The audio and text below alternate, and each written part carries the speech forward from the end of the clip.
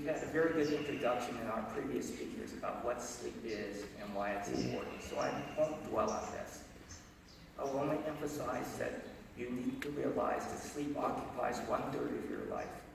You spend more time asleep than you do anything else in your life. And we know it's essential for life because of experiments that have been done in animals. If you deprive the animals of sleep, in a short period of time, they will lose weight and they will die. So you must have sleep. You can't live without it. It's important to realize that sleep occurs every night. When you go to sleep at night, you have every expectation that you wake up the next morning. So it occurs in a rhythm, and it occurs in a circadian rhythm. Circadian rhythms are processes that follow a daily or 24-hour pattern. And sleep is one of the most important circadian rhythms. And we will discuss why sleep and circadian rhythms have an important interaction in causing disease. So one of the problems with sleep is that we are getting less of it. Worldwide, the amount of sleep we get is decreasing. In this graph, we have the average hours of sleep per day, 6, 7, 8, 9, 10. And on the bottom here, we have time in years. This is 1960, 1980, this is 2000. And as you can see, over the course of 30 years, there has been a decrease in the amount of sleep people get.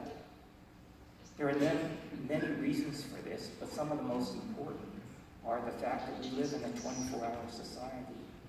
People work at night when they should be sleeping. People work long hours when they should be sleeping. And then people make bad choices about their life.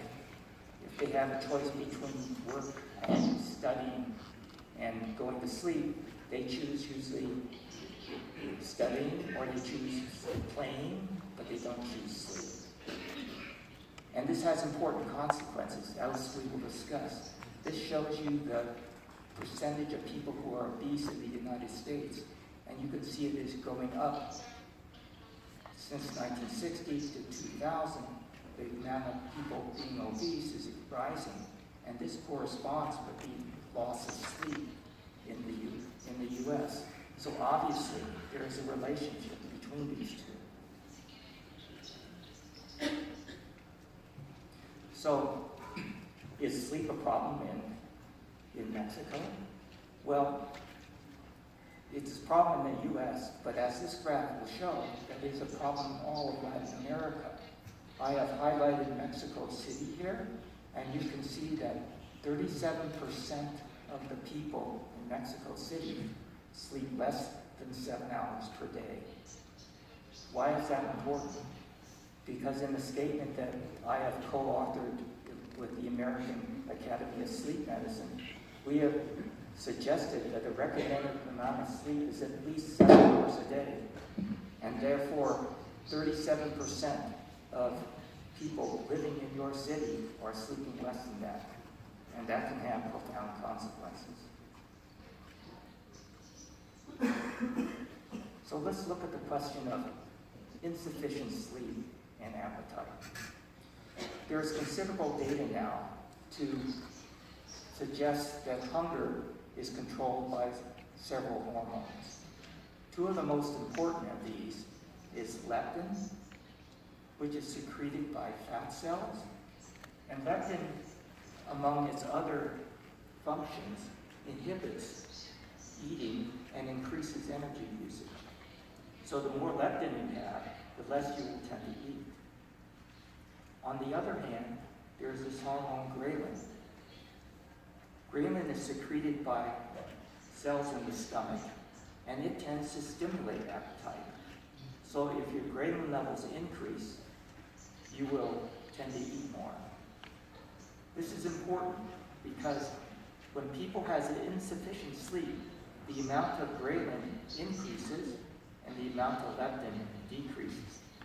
And this results in an increase in appetite And also, as it increases your need to eat starchy foods.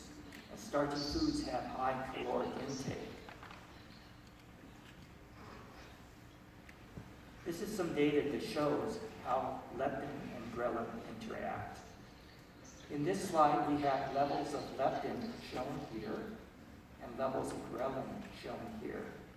And this is after you sleep 10 hours per night.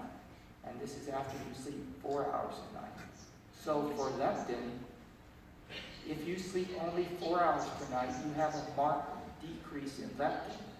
And as you know, leptin, the more leptin you have, the less you will want to eat. Here, for ghrelin, if you sleep 10 hours a night here, and then you sleep 4 hours a night, the levels of ghrelin increase. So you have a situation where the hormones that make you want to eat more are changing to favor eating.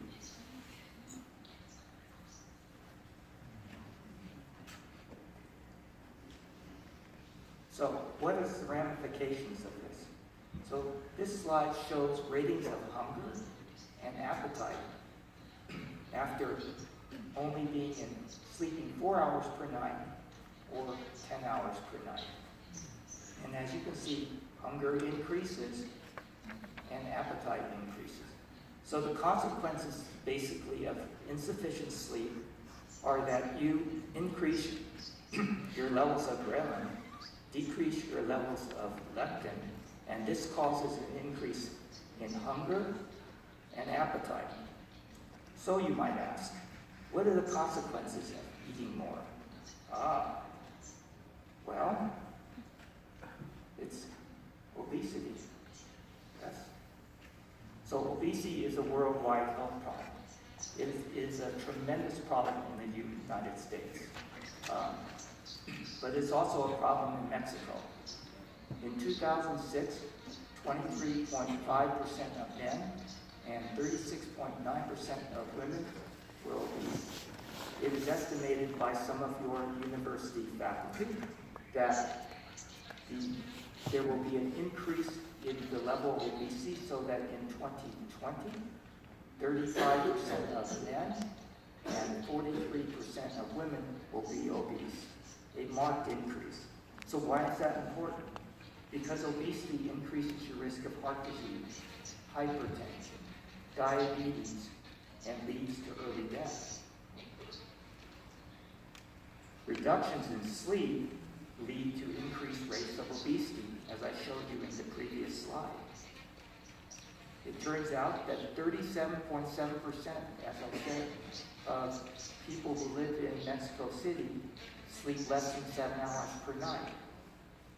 And this leads to a 55% increase in the risk of obesity. And more importantly, in children, it leads to an 89% increased risk in obesity. And this is important because obese children become obese adults. And we all know how hard it is for you to lose weight.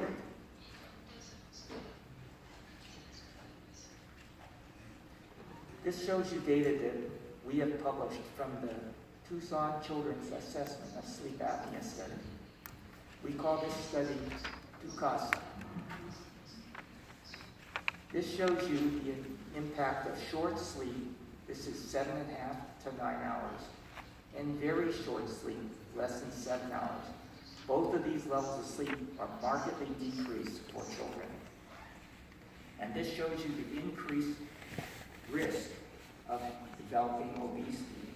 And you can see for a person who is a child who is sleeping less than 7.5 hours or night, they have over a 3.5 times increased risk of developing obesity. If they only sleep a modestly short amount of time per night, it's about a 2.5 times risk of obesity. It's important to note that in TUCASA, the percentage of children in the study are 50% Mexican American. So it applies very much to the people living here in Mexico. So, why does this occur? Why does insufficient sleep lead to obesity? So, if you have insufficient sleep, we have demonstrated that it increases your ghrelin, decreases your leptin, this increases your appetite, and you gain weight. In addition, if you have insufficient sleep, you have an increase in your fatigue. You do not want to exercise or engage in other physical activity, and this also will increase your weight. So it is possible that both of these mechanisms lead to weight gain, and therefore obesity. So I'd like to talk now about diabetes, but before talking about the relationship between diabetes and insufficient sleep, we need to define what diabetes is for people in the audience who may not know about this. So diabetes is a disease characterized by elevation in your blood sugars, glucose. It is due to a relative lack of insulin, a hormone which takes insulin out of the blood and put it into your cells. Insulin is produced in the pancreas. And there are two forms of diabetes. There is type 1 diabetes, which is a result of destruction of cells in the pancreas, which produce insulin. And in type 1 diabetes, insulin is absent. There is type 2 diabetes, which is what we call adult onset diabetes. In type 2 diabetes, insulin is present, but is insufficient.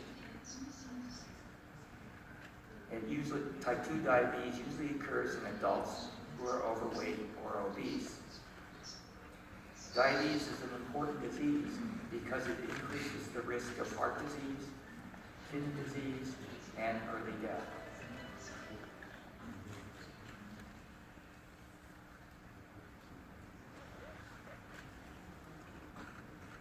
So, what about insufficient sleep and diabetes?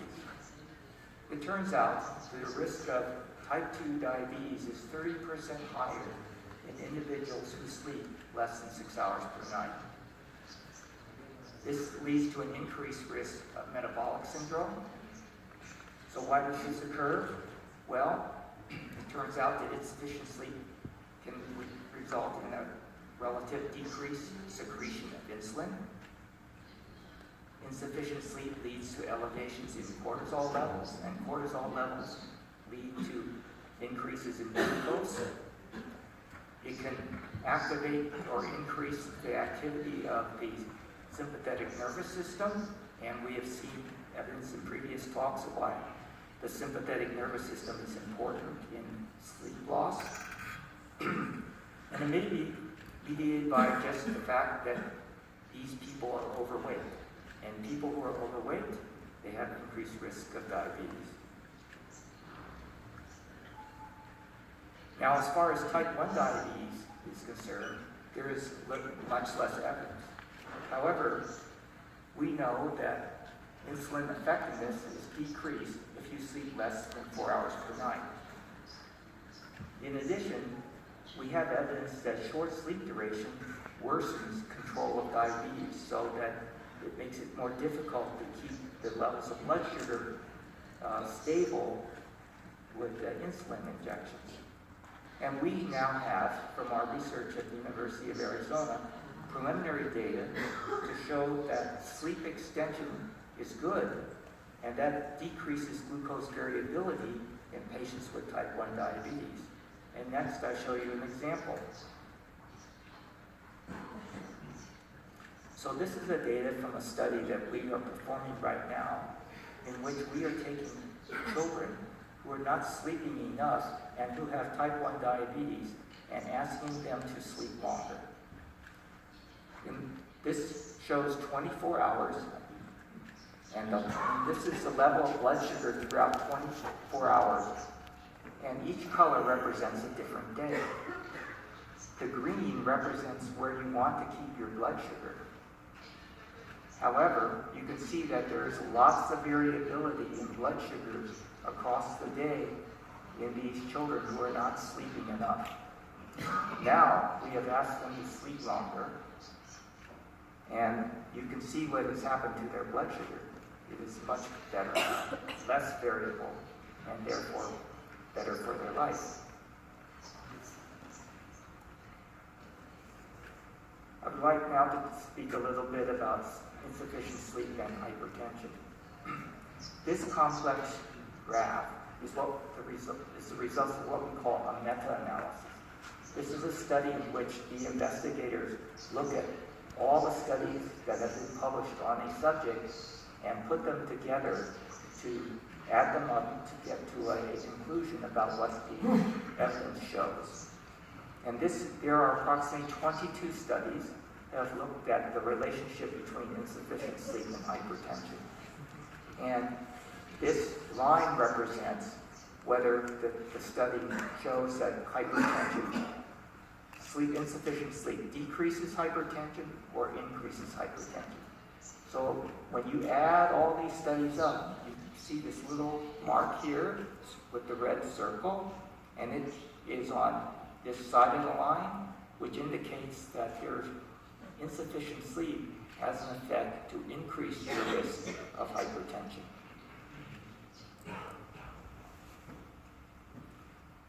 So if your risk of hypertension is increased, and if we know that hypertension is a risk factor for heart disease, it would follow then that insufficient sleep should be a risk factor for heart disease. And it appears that this is true. This is a study from Scandinavia in which they looked at the risk of having cardiovascular disease or coronary heart disease if you had poor sleep quality and if you slept less than 6 hours per night. And you can see that if you slept less than 6 hours per night here, you have approximately a 50% increased risk of having heart disease, cardiovascular disease, and if you sleep less than 6 hours per night, you have approximately a 75% increased risk of developing coronary heart disease.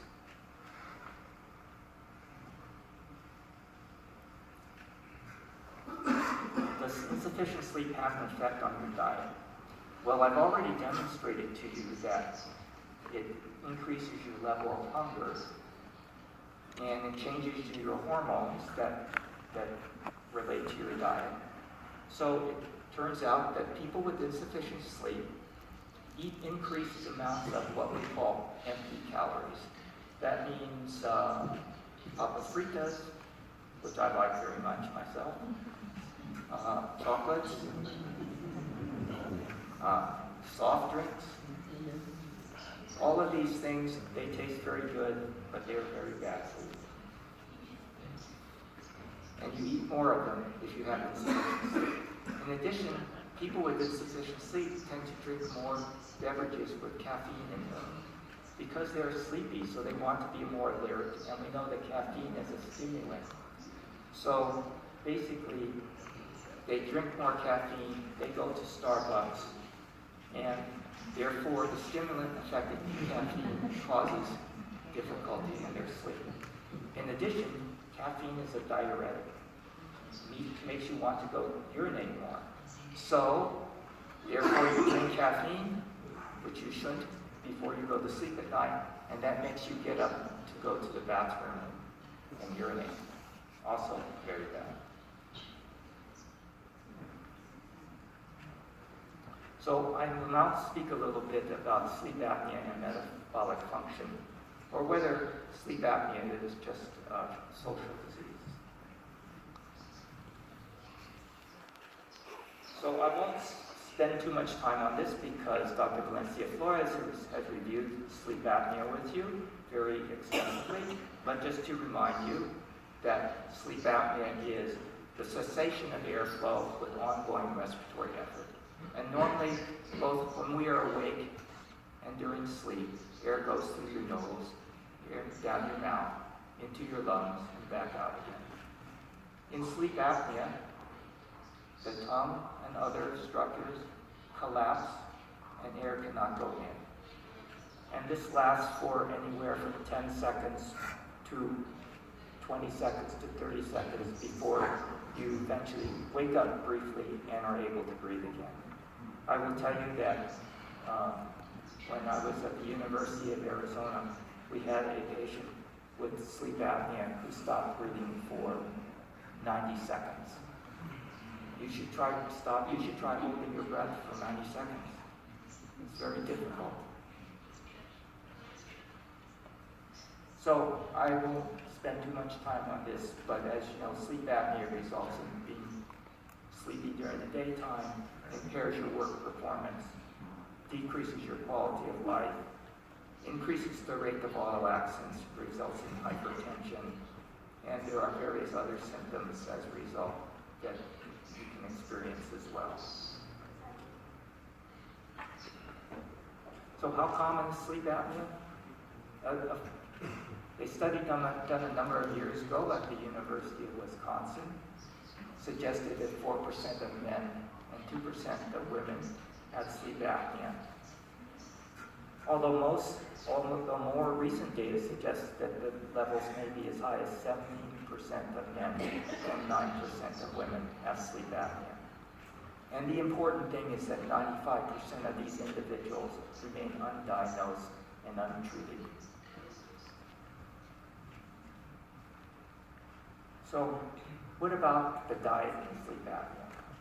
Well, we know that 2/3 of people who have sleep apnea are obese. And in people with sleep apnea, especially those who are obese, in studies that we have done at the University of Arizona and Harvard, we have demonstrated that these people eat more calories, they consume more fat, particularly polyunsaturated, particularly saturated fat. They eat less heart-healthy vitamins and minerals. And it turns out that CPAP, which is the major treatment of sleep apnea, doesn't result in a change in diet. So even though people are feeling better, their quality of life is better, they do not change their dietary habits even after they've been treated for sleep apnea. And this is something probably that education should address, because once you're treated for sleep apnea, you should try to change your lifestyle as well. It turns out that sleep apnea is a risk factor for diabetes. Diabetes being a very metabolic disease, and this is a 5-year study done at one of the veterans hospitals in the United States. This shows you if you don't have sleep apnea, very few people develop diabetes. If you have sleep apnea, you can see that you have an increased risk of developing diabetes.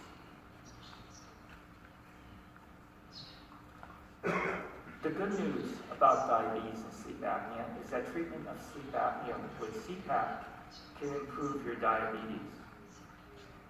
This is a study in which people have their hemoglobin A1C measured before and after treatment with CPAP. The hemoglobin A1C is a marker in your blood that tells us as physicians how well your diabetes is controlled. So if your hemoglobin A1C is increased, that means your diabetes is not well controlled. So in this study, we have here in the black, we have patients who have hemoglobin A1Cs above 7, which is above the level which most diabetic doctors wish to have the A1C of their patients. And you can see this is before CPAP and this is after CPAP. And there has been a decrease in the hemoglobin A1C, indicating that CPAP resulted in an improvement and CPAP as treatment for their sleep apnea resulted in an improvement in their diabetic control. So I mentioned to you that, and you know that obesity is a risk factor for sleep apnea. So the question arises amongst us who are sleep doctors is whether sleep apnea actually increases your risk of obesity. Because many times when we see a patient in clinic, they will tell us that they are here because their snoring is worse, they're more sleepy, and they've also gained a lot of weight 4 to 6 months or a year before they came in to see you. So this suggests that perhaps sleep apnea, is causing your obesity, perhaps? Well, there is data to suggest this is true. This is data from the Sleep Heart Health Study. The Sleep Heart Health Study is a big study performed in the United States, which we were a part of, in which we tried to look at risk factors for developing cardiac disease in people with sleep apnea. So in this study, we took 6,141 people, adults in the United States, and we did sleep studies on them to determine whether they had sleep apnea or not. And in this particular graph, I have divided them into people who do not have sleep apnea here, people who had mild sleep apnea here, and people who had moderate to severe sleep apnea here. And then 5 years later, I looked to see if they had an increase in obesity. The BMI, or body mass index, is an indicator of obesity. And you can see that the people who had moderate to severe sleep apnea had an increased risk of having an increase in their BMI. This suggests then that sleep apnea itself is a risk factor for obesity, just as obesity is a risk factor for sleep apnea.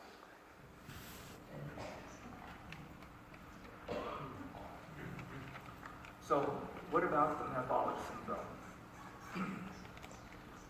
Metabolic syndrome is a cluster of dangerous heart attack risk factors, which are diabetes, or elevated blood sugars, obesity, elevated lipids or cholesterol, and hypertension.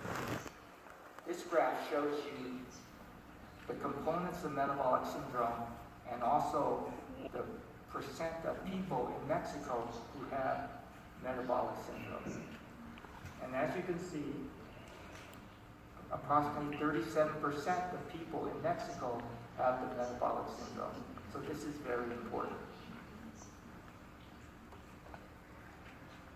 In this slide from the Mayo Clinic in the US, this shows that people with obstructive sleep apnea in the light bars, no obstructive sleep apnea in the blue bars, and there's an increase in hypertension, obviously, and also in the metabolic syndrome in people who have sleep apnea, which demonstrates that there's an association and probably a causation of having obstructive sleep apnea and the development of metabolic syndrome. Next, I will talk about insomnia and metabolism. So insomnia can be defined as difficulty falling or staying asleep, waking up early and not being able to go back to sleep. And the key thing is that these symptoms must result in something that affects your daytime activities or what you do during the daytime. If you have difficulty falling asleep and you feel fine during the daytime, you do not have insomnia. As I indicated to you previously, insomnia is important in Mexico City. 35%, or over 1/3 of you, have insomnia. It turns out that obesity is common in people with insomnia. There's a 30% increased risk of obesity if you have at least 2 of these insomnia symptoms. So, what you want to do is avoid insomnia so you don't develop obesity. I will also talk about shift workers. So shift workers are people who work outside the normal hours. And there are 2 types of shift workers. There are people who always work at night, and then there are people who work sometimes during the daytime, what we call rotating shifts, and sometimes at night, and back and forth. These people are subject to circadian misalignment, meaning that their internal body clock is different than the hours and the activities outside of them. And this is important for many things, including metabolic problems, because we have demonstrated that circadian people have problems with insomnia, they have problems with ulcer disease, we now know that circadian misalignment and shift work may be a risk factor for cancer. And it turns out that there's a 45% increase in the risk of obesity. So circadian misalignment as a result of shift work and other things is very important.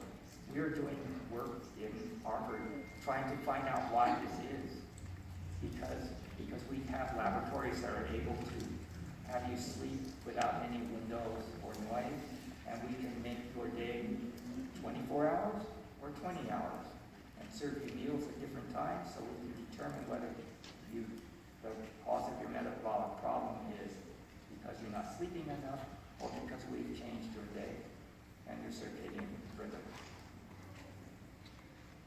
And the last thing I'll talk about is night eating syndrome. And this is a disease in which people wake up from sleep and go to the kitchen and eat. They are actually not asleep because they are well aware that they're doing this. And obviously, if you're eating at night, you increase in your weight and you become obese. And research suggests that this is related to a delay in the timing of circadian rhythm, so that there's a mismatch between your food intake and your body clock. And it also may be related to changes in leptin and ghrelin, which favor then hunger. So what I've tried to do is to demonstrate to you that there's an important link between sleep and metabolism. So what can you do as patients and also as physicians to recommend to your patients to try and perhaps decrease the impact of adverse sleep and sleep disorders on metabolic function? One is that you could ask them to eat more healthy foods with metabolic antioxidants, such as such as beans, fruits, nuts, vegetables. And instead of using lard, perhaps you should use virgin olive oil. And of course, you need to avoid fast foods such as hamburgers, French fries, fried chicken. You should try to eat juices and tea instead of soda, Apnea soda. And importantly, to try and exercise. We'd like to recommend that people exercise 5 times per week for at least 30 minutes, and the exercise should increase your heart rate, not just kind of walking around in a circle a little bit. So, in my last slide, I'd like to summarize by saying that sleep is important for proper metabolic function. Insufficient sleep, circadian or sleep disorders can affect metabolic function. There is an increased risk for metabolic diseases